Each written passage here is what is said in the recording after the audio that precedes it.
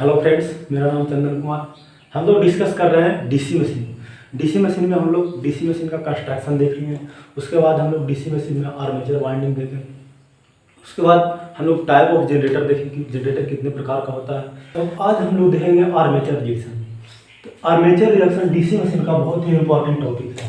जब DC machine की बात हो, आर्मेचर रिएक्शन की बात ना हो, ऐसा हो नहीं सकता। आर्मेचर रिएक्शन बहुत ही इंपॉर्टेंट है डीसी मशीन में। तो देखिए, इसको सबसे पहले हम लोग समझिए, थोड़ा सा बेसिक समझिए डीसी मशीन का। मतलब डीसी जनरेटर हम लोग क्या करते थे, देखिए तो थोड़ा सा डीसी जनरेटर में, डीसी जनरेटर का बेसिक हम लोग समझते हैं। डीसी जनरेटर में हम लोग क्या करते थे, ये आपका फील्ड है, बीच में आर्मेचर कोर रखा हुआ है। आर्मेचर कोर रखा हुआ है और इसमें स्लॉट रहता था। इसे मान लेते हैं एक यहाँ स्लॉट है, एक यहाँ स्लॉट है, इस तरह से स्लॉट बना हुआ है और इसमें कंडक्टर रखा हुआ है। और मान लेते हैं ये नॉर्थ पोल बन रहा है, ये साउथ पोल बन रहा है। तो फ्लक्स नॉर्थ से इमिट हो रहा है और साउथ में इंटर कर रहा है। तो हम लोग ये देखे थे कि जब फ्लक्स इस कंडक्टर को कट करता है, कट क्यों करता है? क्योंकि ये जो कोर है वो मोशन में है। तो कंडक्टर फ्लक्स को कट करे या फ्लक्स कंडक्टर को कट करे, तो इस कंडीशन में इसमें ये इंड्यूस होता है। क्या होता है? ये इंड्यूस होता है इस कंडक्टर में। जो कंडक्टर है इसमें ये इंड्यूस होता है। कंडक्टर हो सकता है क्रॉस या डॉट हो, तो वो डिपेंडिंग अपॉन क्या उसका रोटेशन का डायरेक्शन है और साथ ही साथ क्या फ्लक्स का डायरेक्शन है, उस हिसाब से इसमें करंट का डायरेक्शन आएगा। फिलहाल इतना समझिए कि जब करंट ये कंडक्टर फ्लक्स को कट करता है या फ्लक्स कंडक्टर को कट करता है, तो उस कंडीशन में कंडक्टर में ईएमएफ इंड्यूस होता है और लोड से जुड़ा रहने पर इससे होकर के करंट फ्लो होता है।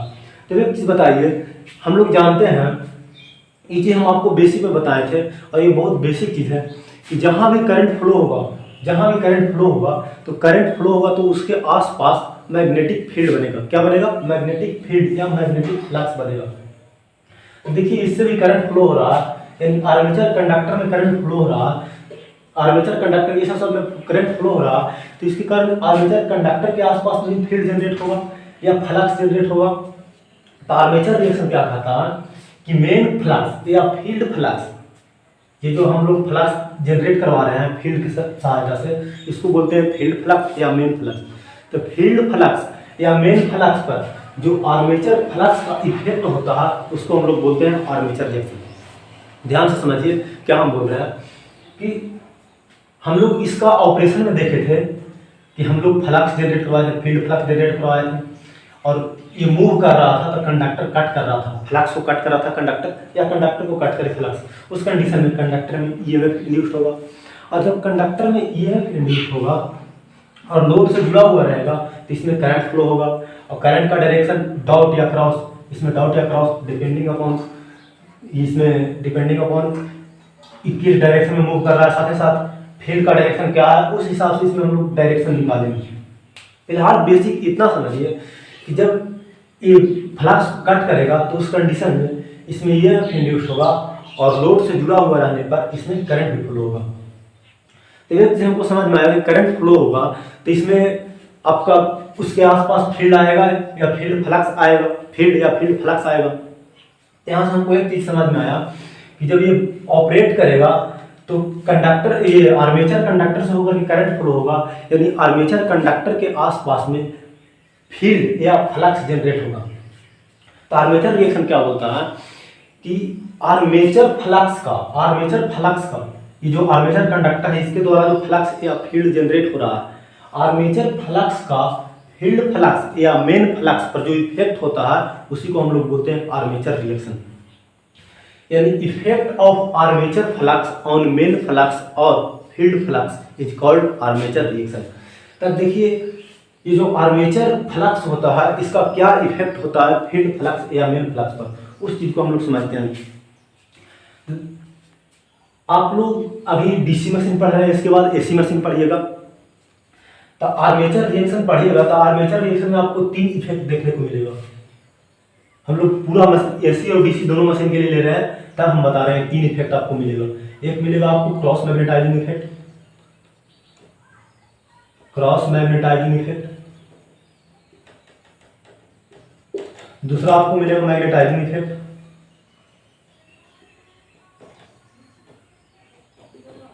और तीसरा मिलेगा डीमैग्नेटाइजिंग इफेक्ट। Demagnetising effect. लेकिन जब आप डीसी मशीन पढ़ेगा तो आपको क्रॉस मैग्नेटाइजिंग नहीं मिलेगा, सिर्फ मैग्नेटाइजिंग नहीं मिलेगा, सिर्फ क्रॉस मैग्नेटाइजिंग मिलेगा और डीमैग्नेटाइजिंग मिलेगा। अब देखिए इसको बेसिक से समझिए, क्रॉस मैग्नेटाइजिंग, मैग्नेटाइजिंग और डीमैग्नेटाइजिंग क्या होता है इससे समझिए। ये आप समझ गए, इसको मिटा देते हैं। इसे समझिए कि आप इस डायरेक्शन में जा रहे हैं, ठीक है, आप इस डायरेक्शन में जा रहे हैं, आप ए से बी की ओर जा रहे हैं, ठीक है। अब मान लीजिए आप ए से बी की ओर साइकिल से जा रहे हैं, ठीक है। अगर हवा का डायरेक्शन भी ए से बी की ओर हो तो क्या करेगा, ये आपको, आप जिस डायरेक्शन में जा रहे हैं यानी आपके वेलोसिटी को सपोर्ट करेगा, यानी जितना वेलोसिटी एक्चुअल होना चाहिए उससे बढ़ा देगा।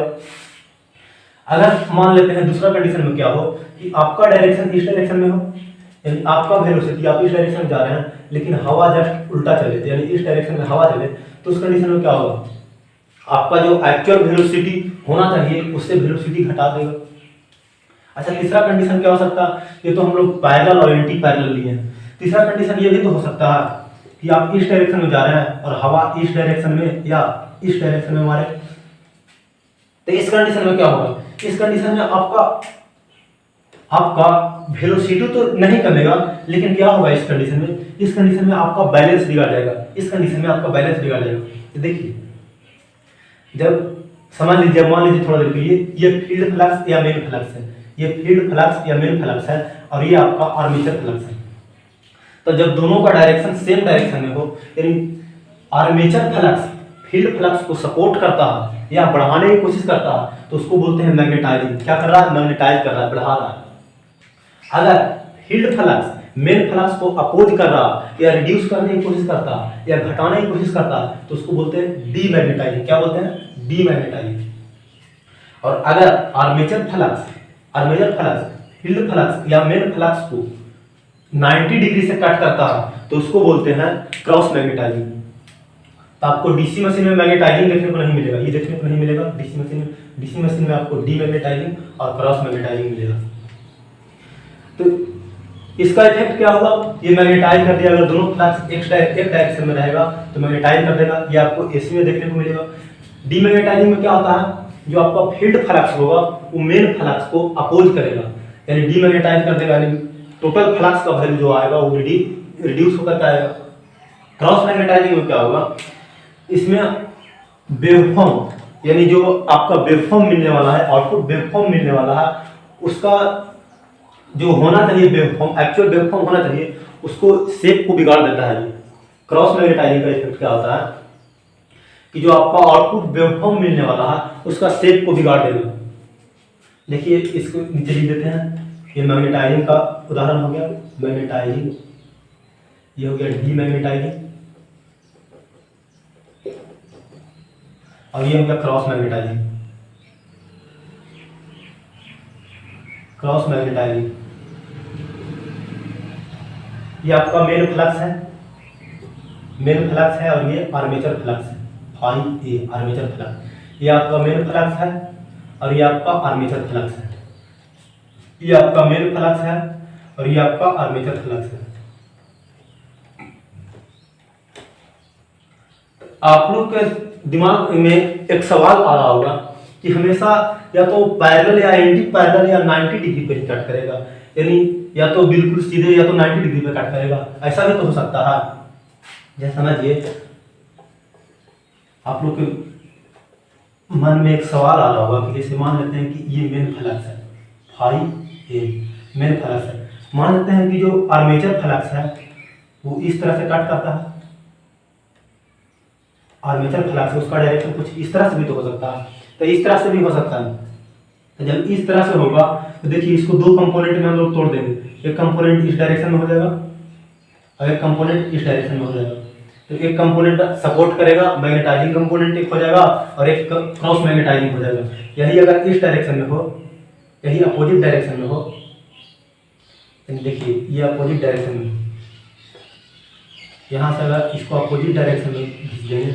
इस कंडीशन में देखिए, इस कंडीशन में इसका भी 2 कंपोनेंट होगा, एक कंपोनेंट इधर आएगा और एक कंपोनेंट इधर आएगा। तो देखिए ये हो गया क्रॉस मैग्नेटाइजिंग जो 90 डिग्री में कट कर रहा है, और ये हो गया डी मैग्नेटाइजिंग एंटी पैरेलल में है। तो इसको हम लोग फिर से समझाएंगे, आपको जब बताएंगे आर्मेचर रिएक्शन तो वहाँ पे फिर से समझाएंगे। तो आर्मेचर रिएक्शन क्या होता है? आर्मेचर रिएक्शन हम लोग बेसिक देखें आर्मेचर रिएक्शन में कि आर्मेचर फ्लक्स का मेन फ्लक्स या फील्ड फ्लक्स पर जो इफेक्ट होता है उसी को हम लोग बोलते हैं आर्मेचर रिएक्शन। आर्मेचर फ्लक्स का मेन फ्लक्स पे या फील्ड फ्लक्स के जो इफेक्ट होता है उसको बोलते हैं armature reaction. Effect of armature flux on main flux और field flux is called armature reaction. तो इसका इफेक्ट क्या क्या हो सकता है? तो डीसी मशीन हम लोग पढ़ रहे हैं तो मैग्नेटाइजिंग इफेक्ट तो होगा नहीं, मैग्नेटाइजिंग इफेक्ट नहीं होगा। यहाँ डीसी मशीन में आपको 2 इफेक्ट देखने को मिलेगा आर्मेचर रिएक्शन का। पहला आपको देखने को मिलेगा क्रॉस मैग्नेटाइजिंग इफेक्ट, दूसरा आपको देखने को मिलेगा डी मैग्नेटाइजिंग इफेक्ट। क्या देखने को मिलेगा? पहला क्रॉस मैग्नेटाइजिंग इफेक्ट, दूसरा डी मैग्नेटाइजिंग इफेक्ट। तो डी मैग्नेटाइजिंग इफेक्ट का क्या प्रभाव पड़ता है और क्रॉस मैग्नेटाइजिंग इफेक्ट का क्या प्रभाव पड़ता है? तो देखिए ये चीज अभी आपको नहीं समझ में आ रहा होगा कि फील्ड के पैरेलल कैसे आ रहा है, 90 डिग्री पर कैसे आ रहा है। तो इसको जस्ट अभी हम फिगर ड्रा करके आपको ये सारी चीज बताएंगे। सबसे पहले थोड़ा सा समझिए कि क्रॉस मैग्नेटाइजिंग होगा तो उसका इफेक्ट क्या होगा और डी मैग्नेटाइजिंग होगा तो उसका इफेक्ट क्या होगा। तो जब डी मैग्नेटाइजिंग इफेक्ट होगा तो उस कंडीशन में जो टोटल फ्लक्स डी मैग्नेटाइजिंग के केस में टोटल फ्लक्स का वैल्यू जो होगा वो कुछ इस प्रकार होगा। फाई में मेन फ्लक्स में से आर्मेचर फ्लक्स घट जाएगा, मेन फ्लक्स में से आर्मेचर फ्लक्स घट जाएगा। किस कंडीशन में? डी मैग्नेटाइजिंग के केस में। तो इस कंडीशन में जब फ्लक्स घट जाएगा, हम लोग जानते हैं कि ईएफ डायरेक्टली प्रोपोर्शनल टू होता है फाई एन। ये चीज तो आपको बताया था। पी ईएफ का फार्मूला क्या होता है? फाई एन पी जेड बटा 68। यहाँ से हम लोग देखते हैं कि जो ईएफ है मशीन का यानी जनरेटर का जो ईएफ होता है वो फ्लक्स के डायरेक्टली प्रोपोर्शनल होता है। तो यहाँ से हम लोग देख रहे हैं कि अगर फ्लक्स घट जाएगा, डीमैग्नेटाइजिंग इफेक्ट के कारण अगर फ्लक्स घट जाएगा, फ्लक्स का वैल्यू घट जाता है तो इस कंडीशन से जो जनरेटेड ईएफ आपका होगा उसका वैल्यू घट जाएगा, जनरेटेड ईएफ घट जाएगा। साथ ही साथ हम लोग जानते हैं कि जो टॉर्क होता है, ये अभी नहीं जानते हैं आप, लेकिन ये चीज़ आगे बताएंगे। फिलहाल के लिए इतना ध्यान रखिए कि टॉर्क जो होता है डायरेक्टली प्रोपोर्शनल टू होता है फाई आई। टॉर्क फाई और आई के डायरेक्टली प्रोपोर्शनल होता है। तो यहाँ से अगर फ्लक्स घट जाता है तो इस कंडीशन में मोटर के केस में उसका टॉर्क भी घट जाएगा। तो डीमैग्नेटाइजिंग इफेक्ट का क्या क्या प्रभाव पड़ रहा? सबसे डीमैग्नेटाइजिंग का पहला प्रभाव ये पड़ रहा कि फ्लक्स घट जाएगा, जो ईएफ जनरेट हो रहा उसका वैल्यू घट जाएगा। उसके बाद हम देख रहे हैं कि मोटर में हम लोग ये चीज देखेंगे कि जो टॉर्क होता है वो फाई इंटू आई इसके डायरेक्टली प्रोपोर्शनल होता है। तो अगर फ्लक्स घट रहा है तो उस कंडीशन में मोटर का आपका टॉर्क घट जाएगा। तो ये हो गया डीमैग्नेटाइजिंग इफेक्ट का प्रभाव। अब क्रॉस मैग्नेटाइजिंग इफेक्ट का प्रभाव क्या पड़ता है? क्रॉस मैग्नेटाइजिंग इफेक्ट का प्रभाव पड़ता है कि जो आपका आउटपुट वेव मिलेगा वो जिस तरह का आपको डिजायर था, जो चाहिए था वो चीज़ नहीं मिलेगा, आपको आउटपुट वेव जो मिलेगा उसको ये बिगाड़ देगा। तो इससे मशीन जो ऑपरेट करेगा उसका ऑपरेशन पे प्रभाव पड़ेगा। तो क्रॉस मैग्नेटाइजिंग आपका खतरनाक होता है, डीमैग्नेटाइजिंग भी आपका खतरनाक होता है। क्रॉस मैग्नेटाइजिंग से क्या हो रहा है? ये आपका मशीन के परफॉर्मेंस को खराब कर देगा। आउटपुट जो मिलेगा वो जिस तरह से आपको चाहिए वैसा नहीं मिलेगा, तो ये मशीन के परफॉर्मेंस को खराब कर देगा क्रॉस मैग्नेटाइजिंग से। तो ये हम लोग देखिए आर्मेचर रिएक्शन। आर्मेचर रिएक्शन क्या होता है? तो मेन फ्लक्स पे या फील्ड फ्लक्स पे आर्मेचर फ्लक्स का जो इफेक्ट होता है उसी को हम लोग बोलते हैं आर्मेचर रिएक्शन।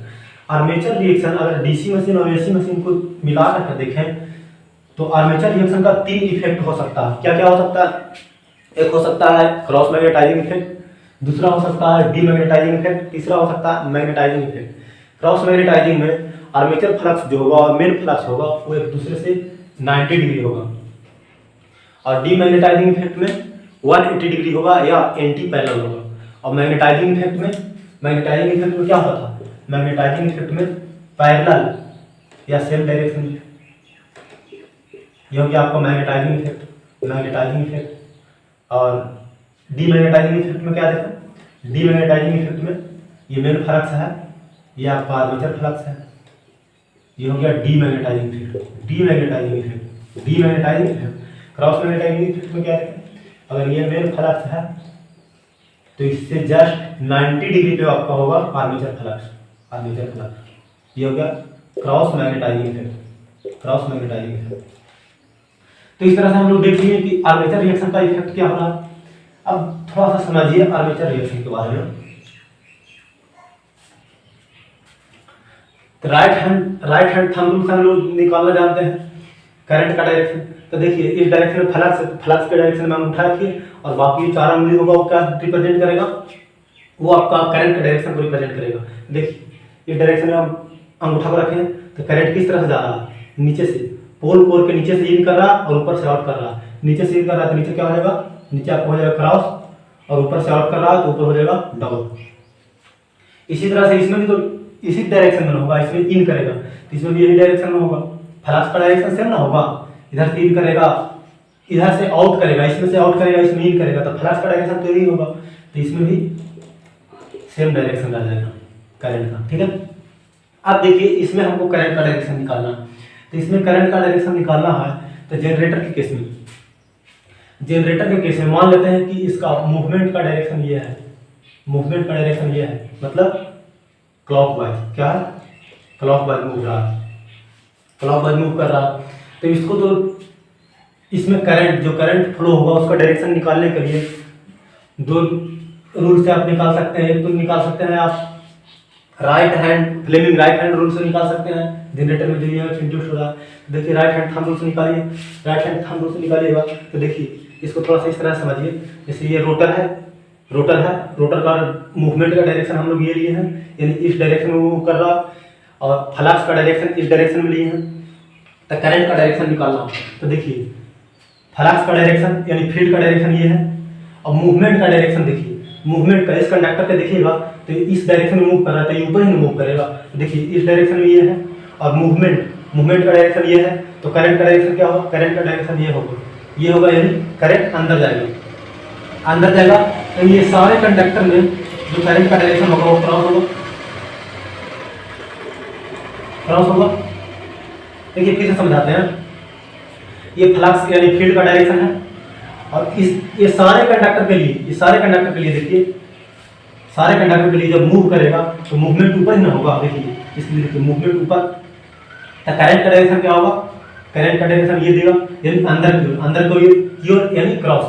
अब इसमें क्या होगा, इसमें देखिए इस केस में आपका जो फील्ड का डायरेक्शन है वो सेम है, लेकिन जो मूवमेंट का डायरेक्शन है क्या ऊपर है, नहीं, ये सब कंडक्टर नीचे आने की कोशिश करेगा, नीचे आने की कोशिश करेगा, यानी जस्ट उल्टा हो जाएगा, जस्ट उल्टा हो जाएगा, यानी इधर डॉट हो जाएगा, dot dot dot dot dot dot dot dot. ये फ्लक्स का डायरेक्शन है, यहाँ से फ्लक्स निकलेगा कुछ इस तरह से जाएगा, नॉर्थ से साउथ फ्लक्स का डायरेक्शन है। तो ये फ्लक्स का डायरेक्शन दिखा दें। अच्छा एक चीज देखिए, यहाँ पे 2 को में हम करंट का डायरेक्शन नहीं दिखाया, इसमें और इसमें करंट का डायरेक्शन नहीं दिखाया है, और इसमें ब्रश लगाना है। तो यहाँ पे एक चीज समझिए, हम आपको ये चीज डीसी मशीन में, डीसी जनरेटर हो या डीसी मोटर हो, ब्रश को हम लोग वहां पे लगाते हैं जिसमें कोई ईएमएफ इंड्यूस ना हो। देखिए क्यों ऐसा बोल रहे हैं, जब हम लोग ब्रश लगाते हैं जिस कंडक्टर पे हम लोग ब्रश को रखते हैं या ब्रश को लगाते हैं, तो ब्रश उस कंडक्टर को शॉर्ट सर्किट कर देता है। क्या करता है, शॉर्ट सर्किट कर देता है। तो अगर उसमें ईएमएफ इंड्यूस्ड होगा और उसको शॉर्ट सर्किट करेगा तो वहां पे स्पार्किंग होगा।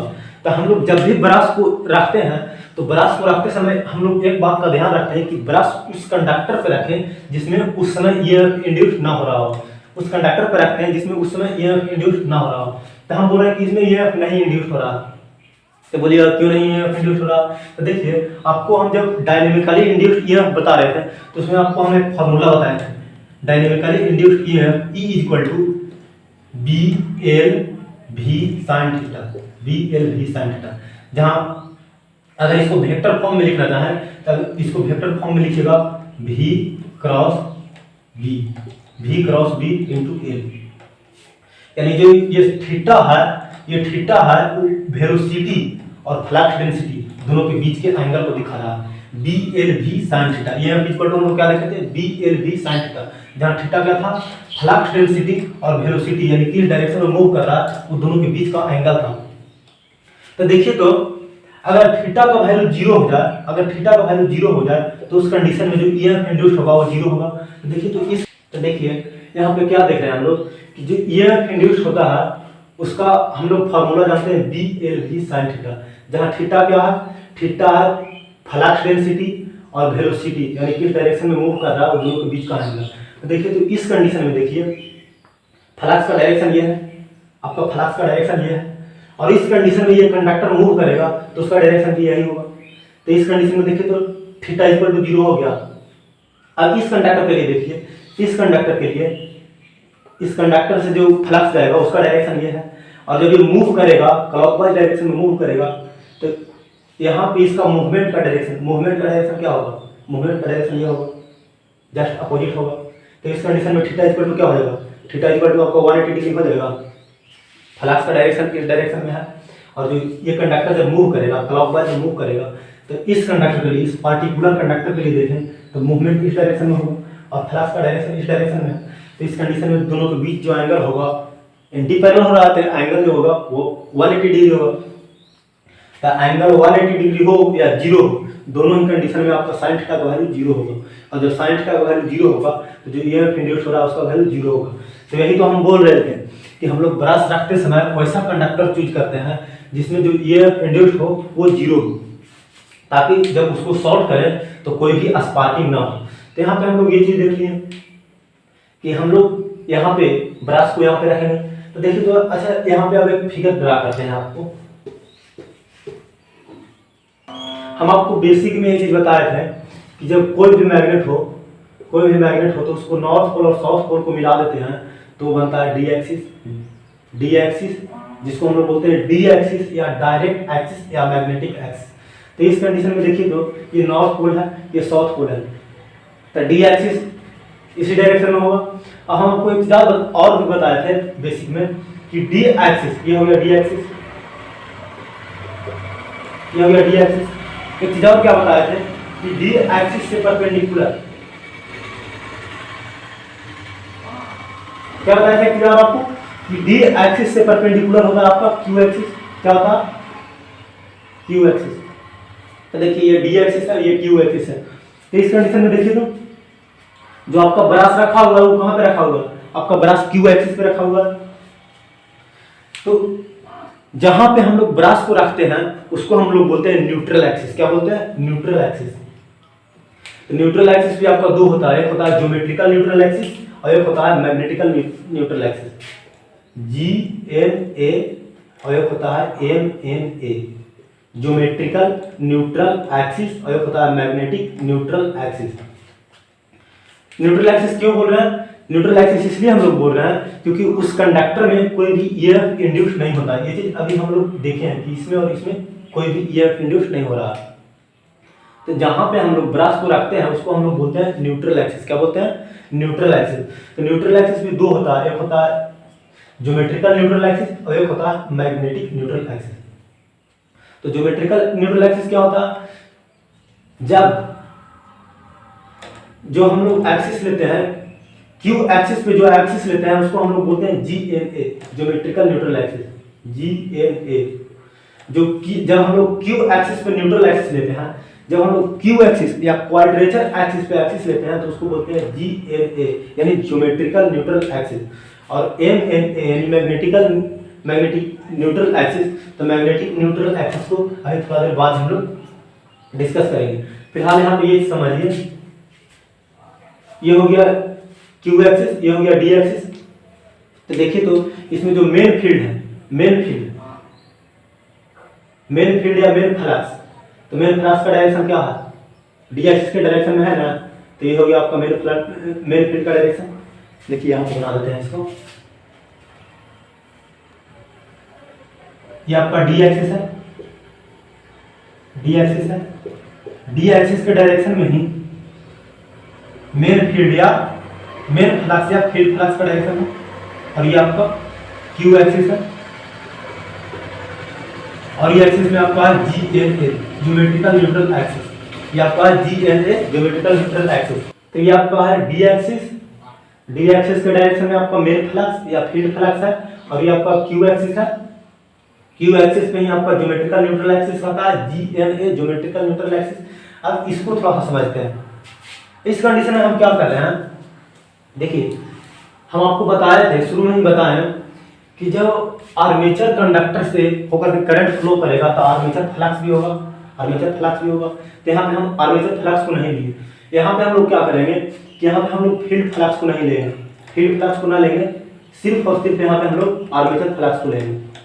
तो फील्ड फ्लक्स को ना लेने का मतलब फील्ड में करंट जीरो, तो इसमें हम करंट का डायरेक्शन नहीं दिखाएंगे, जो इसमें करंट का डायरेक्शन था वही करंट का डायरेक्शन इसमें आर्मेचर में दिखा देते हैं, आर्मेचर में दिखा दे रहे हैं।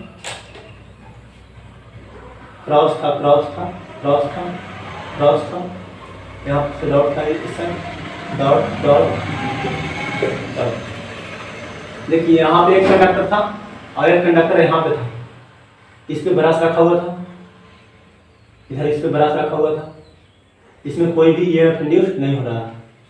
अब देखिए इसमें हम लोग आर्मेचर फ्लक्स का डायरेक्शन दिखाते हैं। देखिए करंट का डायरेक्शन अंदर की ओर है, करंट का डायरेक्शन अंदर की ओर है, देखिए करंट का डायरेक्शन अंदर की ओर है, अंदर की ओर है, देखिए करंट का डायरेक्शन अंदर की ओर है। तो इस कंडीशन में जो फ्लक्स का डायरेक्शन होगा, फ्लक्स का डायरेक्शन होगा वो किस तरह से होगा, इस तरह से।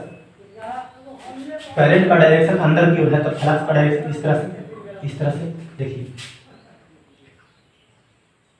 फ्लक्स का डायरेक्शन क्या होगा, क्लॉकवाइज, फ्लक्स का डायरेक्शन क्लॉकवाइज, क्लॉकवाइज।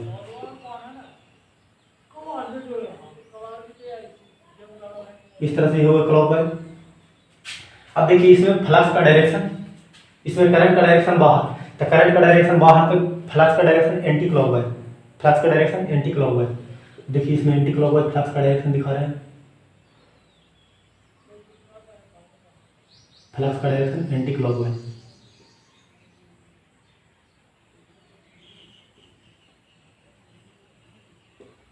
फ्लक्स का डायरेक्शन एंटी क्लॉकवाइज। तो देखिए तो यहाँ हम लोग एक चीज क्या देख रहे हैं, इसमें क्लॉकवाइज था तो यहाँ ऊपर जाएगा और इसमें भी ऊपर जाएगा।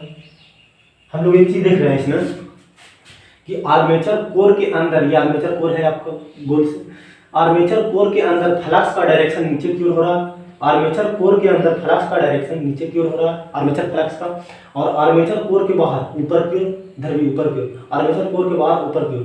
तो देखिए हमको आर्मेचर कोर के बाहर में जो फील्ड का डायरेक्शन है उससे हमको मतलब नहीं है, आर्मेचर कोर में जो अंदर फील्ड का डायरेक्शन है उससे हमको मतलब है। तो देखिए इस फिगर को हम बनाते हैं यहाँ पे, ये आपका क्या है, ये आपका डी एक्सिस है, डी एक्सिस या डायरेक्ट एक्सिस या मैग्नेटिक एक्सिस, डी एक्सिस, ये क्यू एक्सिस है, क्यू एक्सिस या GNA ज्योमेट्रिकल न्यूट्रल एक्सिस। अब देखिए यहाँ मेन फ्लक्स का डायरेक्शन दिखाया था, यहाँ आर्मेचर फ्लक्स का डायरेक्शन दिखा रहे हैं। तो आर्मेचर फ्लक्स का डायरेक्शन कोर के अंदर किस डायरेक्शन में है, कोर के अंदर इस डायरेक्शन में, नीचे की ओर, नीचे की ओर। तो हम लोग देखें, सबसे पहले हम लोग देखें सिर्फ और सिर्फ हम लोग यहाँ पे फील्ड फ्लक्स को ले रहे हैं, आर्मेचर फ्लक्स को नहीं लिए। यहाँ पे हम लोग क्या किए, सिर्फ आर्मेचर फ्लक्स को लिए, फील्ड फ्लक्स को नेगलेक्ट किए। अब जब मशीन ऑपरेट करता है तो उस कंडीशन में आपको फील्ड फ्लक्स भी होगा और आर्मेचर फ्लक्स भी होगा, यानी दोनों का इफेक्ट होगा। तो अगला जो फिगर हम लोग बनाएंगे उसमें दोनों को लेकर के चलेंगे, यानी फील्ड फ्लक्स और आर्मेचर फ्लक्स दोनों को लेकर के चलेंगे। तो उस कंडीशन में देखेंगे उसका इफेक्ट क्या होता है। तो जब हम लोग फील्ड फ्लक्स को सिर्फ लेकर के चले तो देखिए कि मेन फ्लक्स का डायरेक्शन डी एक्सिस या डायरेक्ट एक्सिस या मैग्नेटिक एक्सिस के डायरेक्शन में था, और इस कंडीशन में हम लोग देख रहे हैं कि जो आर्मेचर फ्लक्स का डायरेक्शन आ रहा है वो डी एक्सिस या आर्मेचर एक्सिस, डी एक्सिस या मैग्नेटिक एक्सिस इससे 90 डिग्री नीचे आ रहा है। अब देखिए दोनों को मिला करके फिगर बनाते हैं। तो जब दोनों को मिला करके फिगर बनाएंगे तो फिगर क्या होगा,